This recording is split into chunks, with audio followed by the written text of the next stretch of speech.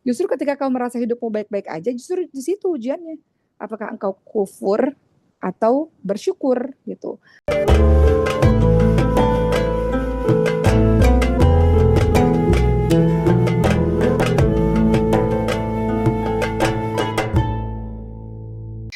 Baik, Assalamualaikum warahmatullahi wabarakatuh. Allahumma sholli ala Sayyidina Muhammad wa ala alihi wa sahbihi ajma'in. Alhamdulillah, teman-teman semua, hari ini kita ketemu lagi rutin di setiap hari Jumat. Katupat, kajian virtual penuh manfaat. Katupat ini sudah ada sejak bertahun-tahun yang lalu. Alhamdulillah sampai hari ini masih terus membersamai teman-teman semua secara online. Hari ini temanya kita membahas tema yang akan dibahas judulnya adalah memeluk luka dengan iman ya. Itu tema yang akan kita bahas pada hari ini. Kita langsung masuk saja untuk teman-teman semua. Kalau kita membicarakan mengenai iman, nanti Uma akan kaitkan dengan apa ujian-ujian yang dimiliki oleh para nabi dan ujian-ujian kita dan bagaimana cara kita mengokohkan iman, bagaimana doa-doa yang diajarkan oleh Allah dan Rasulnya itu bisa mengatasi segala macam luka dan kesedihan kita insya Allah. Hari ini mau bahas dulu tentang iman itu sendiri. Seperti yang teman-teman tahu, iman itu apa sih? Iman itu dinyatakan dengan apa sih? Jadi kalau kita membicarakan mengenai iman, iman itu tidak hanya secara lisan ya. Kita mengatakan, oh aku beriman kepada Allah, asyhadu alla ilaha illallah wa asyhadu anna Muhammadar Rasulullah. Iman itu apa sih? Iman itu adalah perkataan dan juga perbuatan. Iman itu adalah ada keyakinan di dalam hati, kemudian ada ucapannya dengan lisan, dan ada amalannya dengan anggota badan. Jadi nggak bisa hanya secara lisan, nggak bisa hanya secara aku meyakini bahwa Allah itu Tuhanku gitu. Tapi juga dia diucapkan dan dia juga terlihat dari segala macam amal perbuatan. Jadi kalau kita membahas mengenai hakikat iman atau membicarakan tentang iman, iman itu adalah pembenaran dalam hati. Kita yakin ya pembenaran di dalam hati kita. Kita yakin Allah Tuhan kita. Kita yakin dengan segala macam rukun iman yang sudah kita pelajari gitu ya. Kemudian diucapkan dengan lisan, diucapkannya dengan lisan dengan dua kalimat syahadat. Dan ingat teman-teman semuanya, syahadat itu senantiasa diperbaharui ya. Maknanya adalah ya ketika kita mengucapkan syahadat, setiap waktu, setiap saat, setiap sholat, maka eh, syahadat yang kita ucapkan diperbaharui. Maksudnya diperbaharui itu artinya dihayati kembali, diyakini kembali gitu. Kemudian iman itu juga tidak hanya secara hati, tidak hanya secara lisan, tapi juga secara amalan ya amalan itu dalam makna apa, amalan itu adalah amalan anggota badan. Misalnya tadi Ustaz Zaki sudah menyebutkan ya, ada Al-Quran yang dibaca setiap saat, zikir, kemudian sholat dan lain-lain. Mengenai Quran itu sendiri teman-teman semua, sebagai pembuka saja karena kita tadi membahas sedikit tentang Quran, mustahil seorang mukmin, seorang muslim itu hidup tanpa Quran. Uma cerita dulu deh sedikit sebelum Uma bahas mengenai berbagai macam ayat-ayat dalam Quran maupun dalam hadis Nabi. Kenapa Uma senang banget tinggal di Mesir ya? Saat ini baru 2 tahun sih di Mesir. Kemarin Uma menemani anak Uma ke dokter gigi, ya. Dan bukan hal yang aneh kalau di Mesir itu Quran itu terdengar di mana-mana ya kan, teman-teman semua. Quran juga terdengar di dokter gigi, di klinik dokter gigi gitu. Quran juga terdengar di toko baju, Quran juga terdengar di taksi, Quran juga terdengar di apa, di toko jus gitu. Quran juga terdengar di jalan. Uma kalau kuliah, uh, apa yang Uma dengar? Biasanya kan Uma kuliah lantai 3 atau lantai 4, lantai 3 ya Uma kuliah ya. Biasanya perjalanan naik tangga itu juga pasti ya kalau kita mungkin bahasanya TU-nya ya atau mungkin office boy-nya gitu atau mungkin orang-orang yang menjadi apa ya yang membantu masalah perkuliahan itu juga mereka dengarnya Quran atau mereka melantunkan ayat suci Al-Quran gitu. Jadi Quran itu terdengar di mana-mana.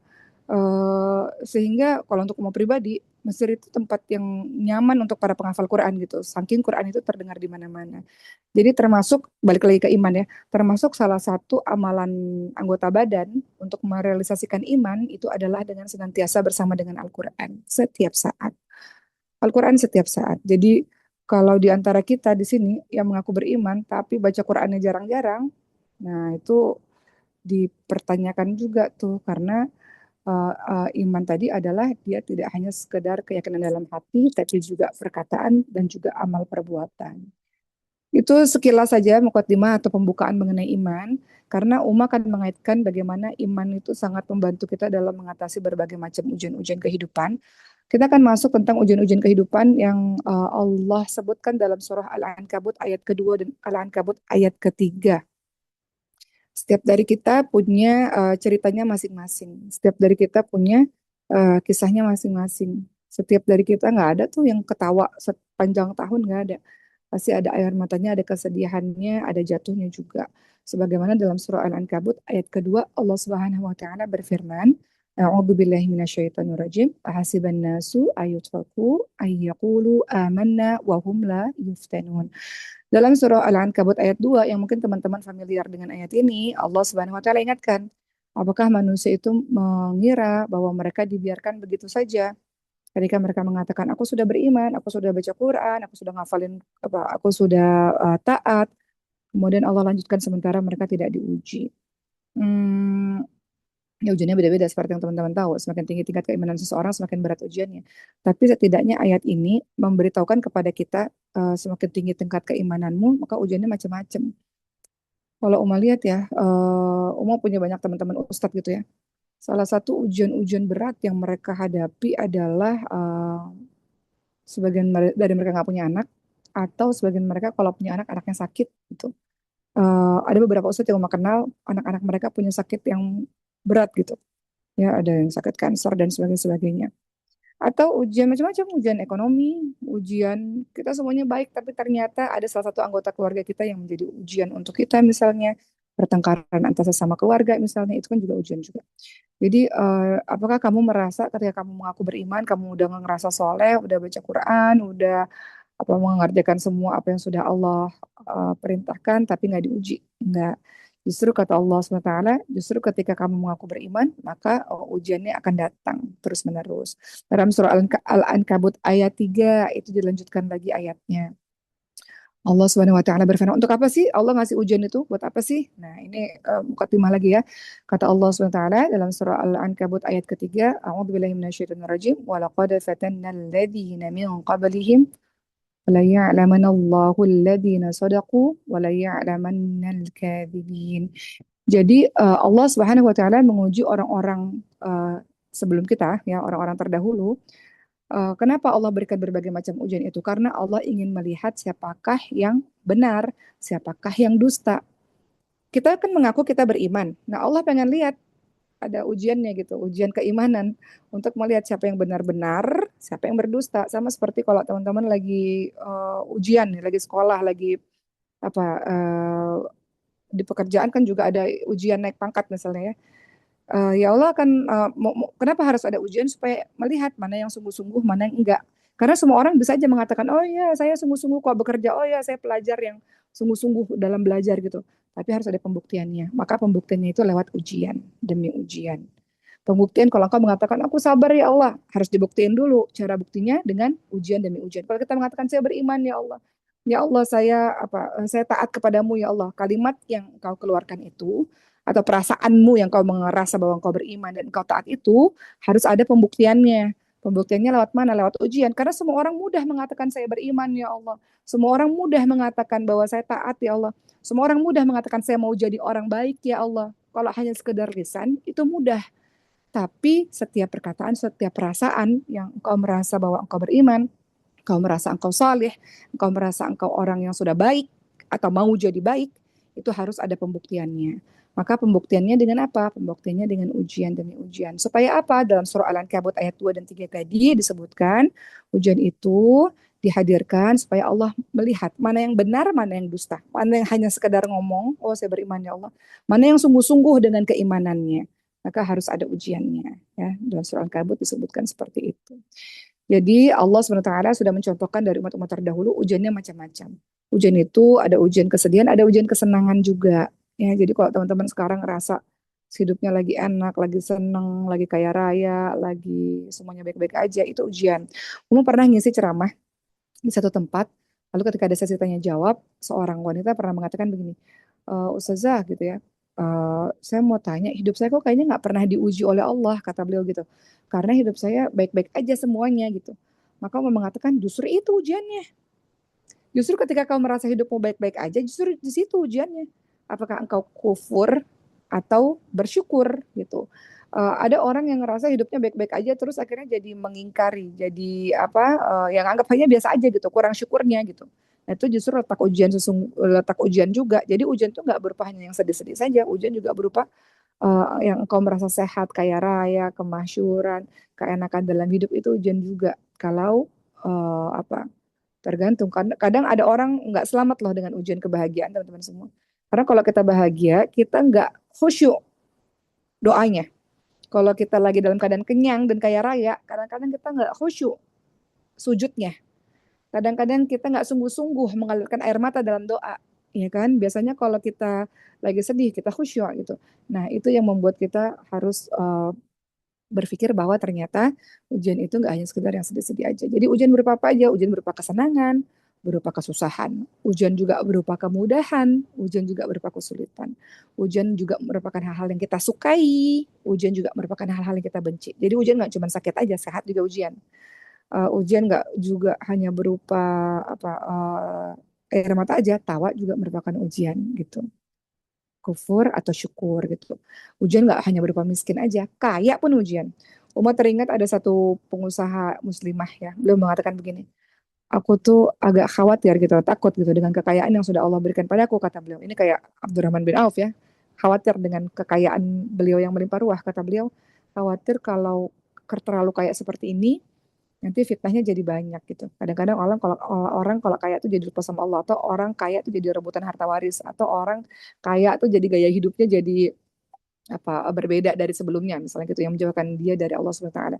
Jadi dia mengatakan aku tuh justru kaya raya ini justru khawatir gitu. Ketika beliau berbicara seperti itu mah jadi teringat dengan Abdurrahman bin Auf. Beliau kaya raya, pedagang yang kaya raya, tapi beliau merasa ketakutan dengan harta kekayaan yang melimpah ruah, ya kan? Ketika Nabi Muhammad SAW menyampaikan, iya Abdurrahman bin Auf masuk surga tapi merangkak gitu. Orang yang kaya raya itu bukannya cepat masuk surga, dihisapnya kan lama kan, dari mana didapatnya, kemana dikeluarkannya. Jadi Abdurrahman khawatir dengan harta yang banyak yang ada pada dirinya. Artinya beliau memahami bahwa kekayaan juga merupakan ujian dari Allah Subhanahu wa taala. Gitu ya. Jadi itu mukadimahnya atau eh, apa? Pembuka bahwa ujian senantiasa ada dalam hidup kita. Teman-teman juga bisa lihat dalam surah Ali Imran ayat ke-142 masih membicarakan dalil mengenai tentang ujian-ujian kehidupan yang sering kita bahas dalam setiap pertemuan kita untuk memahami dan kembali meyakinkan kalau terjadi apa-apa sama kita, ya memang surga terlalu mahal ya nggak bisa dimasukin gitu aja gitu, harus banyak hal-hal yang buat kita terpuruk dulu gitu, baru kita pantas kalau kita mau masuk surganya Allah Subhanahu wa taala. Dalam surah Ali Imran ayat 142, Allah Subhanahu wa taala berfirman, A'udzubillahi minasyaitonirrajim. Am hasibatum an tadkhulul jannah walamma ya'lamillahu alladhina jahadu minkum wa ya'lamas sabirin. Dalam surah Ali Imran ayat ke-142, apakah kalian mengira kalian akan masuk surga? Padahal Allah belum menampakkan siapa di antara kalian yang berjihad dan siapa yang bersabar. Gitu. Jadi kalau doanya mau masuk surga Firdaus, artinya kan teman-teman kita doakan ya Allah masukkanlah aku ke dalam surga Firdaus ya Allah gitu kan. Artinya sama dengan satu paket sama ujian dahsyat yang akan kita hadapi insya Allah. Nggak ada masuk surga tanpa ujian-ujian berat seperti yang dialami oleh orang-orang saleh di zaman dulu. Oke, atau teman-teman lihat dalam surah Al-Baqarah 214. Surat yang selalu teman-teman baca, teman-teman hafalkan. Allah Subhanahu wa taala berfirman, A'udzubillahi minasyaitonirrajim, Al-Baqarah 214. Am hasibtum an tadkhulul jannah walamma ya'tikum mathalul ladzina khalau min qablikum massatuhumul ba'sa wad-dharra wa zulzilu hatta yaqula ar-rasulu walladzina amanu ma'ahu mata nasrullah ala inna nasrallahi qarib. Dalam surah Al-Baqarah ayat 214 ya. Apakah kalian mengira bahwa kalian akan masuk surga? Padahal belum datang cobaan kepada kalian, ya seperti yang dialami oleh orang-orang sebelum kalian. Mereka ditimpa apa? Kesengsaraan. Mereka ditimpa penderitaan. Mereka diguncang dengan berbagai macam ujian. Sampai Rasul dan orang-orang beriman itu berkata, Ya Allah, kapan datang pertolonganmu ya Allah? Maka kemudian dijawab oleh Allah Subhanahu wa taala, ketahuilah bahwa pertolongan Allah itu dekat. Jadi dalam kehidupan kita tuh begitu ya. Uma agak mengaitkan dengan kejadian yang baru-baru ini ya. kemarin tuh Uma banyak nangis juga ya. Kejadian yang di kereta api Bekasi ya kalau nggak salah ya. Eh sekitar 15 wanita meninggal dunia dalam kecelakaan kereta. Itu Uma juga apa ya, eh, banyak mengalirkan air mata yang melihat suami yang kehilangan istrinya, ngelihat ayah yang memeluk peti jenazah anaknya yang meninggal dunia gitu. Kemudian yang kita lihat berita juga viral di mana botol apa ASI-ASI ya yang dipersiapkan oleh ibu yang bekerjanya mungkin dari subuh pulangnya larut gitu misalnya ya. Kalau ibu menyusui itu dia harus pompa ASI setiap 2 jam sekali. Setiap 2 jam sekali. Jadi setiap 2 jam, 2 jam, 2 jam. Dan bagi ibu teman-teman yang sudah bergelar sebagai ibu, teman-teman tahu banget bahwa ASI itu berharga gitu. Jadi kalau ASI kita tumpah itu kita bisa nangis tuh. Ya satu ASI tumpah sedikit itu kita bisa nangis luar biasa karena kita tahu perjuangannya itu nggak mudah gitu ya. Untuk mengeluarkan ASI itu nggak mudah gitu. Yang kemudian ASI itu kita apa kita mau berikan nanti mau kaitkan dengan ujian ini ya kita mau berikan untuk anak kita. Umat teringat. Jadi ketika Uma ngeliat itu Uma nangis gitu. Maksudnya seorang ibu yang mungkin bekerja gitu ya, berusaha untuk membiayai keluarga, tapi di satu sisi juga menjalankan perannya sebagai seorang ibu. ASI itu dibawa dengan penuh cinta, terus terjadilah kecelakaan itu. Ini bagian dari ujian Allah. Cuman Uma mau kasih tahu sama teman-teman semua, betapa pemandangan yang kita lakukan, yang kita lihat di sosial media itu tuh mengiris hati kita ya. Uma pribadi ini, Uma cerita Uma pernah di satu masa, Uma setiap hari Sabtu Ahad itu Uma harus ke Malaysia karena ada program TV di Malaysia. Dalam keadaan Uma masih menyusui. Jadi teman-teman bayangin 2 hari di Malaysia itu setiap 2 jam sekali, mau di pesawat, mau di perjalanan, mau di mobil, lagi acara TV, Uma ke belakang sebentar setiap 2 jam tuh dipompa, dipompa, dipompa terus. Akhirnya dalam 2 hari itu pulang ke Indonesia tuh udah bawa banyak sekali air susu gitu untuk anak gitu. Dan itu suatu kebahagiaan gitu ketika anak bisa minum dengan apa nutrisi yang terbaik gitu ya. Jadi kejadian yang kita lihat di sosial media dengan apa kecelakaan seperti itu ditambah dengan botol ASI yang sangat banyak itu membuat guncangan nggak hanya untuk keluarga korban tapi juga untuk kita semua gitu. Nah, inilah ya yang salah satunya bahwa kalau kita kaitkan dalam ayat ini apakah kalian merasa bahwa kalian akan masuk surga padahal belum ada cobaan yang datang kepada kalian seperti orang-orang terdahulu, mereka ditimpa kesengsaraan, mereka ditimpa penderitaan, mereka diguncang dengan berbagai macam ujian-ujian gitu. Ujian datang silih berganti dalam kehidupan kita. Kita yang ngelihat aja bisa menangis seperti itu, apalagi mereka yang nggak menyangka ya, karena kematian tiba-tiba kadang-kadang menyakitkan dibanding dengan kematian yang karena sakit lama gitu ya. Biasanya jiwa-jiwa kita sudah bersiap diri gitu untuk kehilangan. Tapi kalau kematian mendadak itu uh, guncangan dahsyat untuk seseorang. Jadi di ayat ini dikatakan kadang-kadang kalau kita diuji dengan sedahsyat itu, teman-teman semua, kemudian kita tanya, ya Allah, kapan datang pertolonganmu ya Allah? Maka Allah menjawab, sesungguhnya pertolongan Allah itu dekat. Pertolongan Allah itu dekat. Jadi bukan berarti Umma yang bicara ini nggak diuji juga gitu. Seringkali dalam kehidupan, Umma kan berceramah udah belasan tahun ya. Apakah penceramah itu nggak boleh sedih? Ya sedih juga. Apakah dokter nggak boleh sakit? Ya sakit. Ketika dokter sakit, yang ngobatin ya dokter lain. Uma juga begitu gitu. Apakah penceramah itu harus stabil setiap saat? Iya, stabil setiap saat di depan orang gitu. Tapi dia juga punya masalah pribadi. Apakah psikolog nggak pernah punya masalah? Psikolog ngobatin orang, tapi juga punya masalah pribadi gitu. Semua orang punya ujiannya masing-masing. Kadang-kadang kita nanya, ya Allah, kapan sih datang pertolonganmu ya Allah?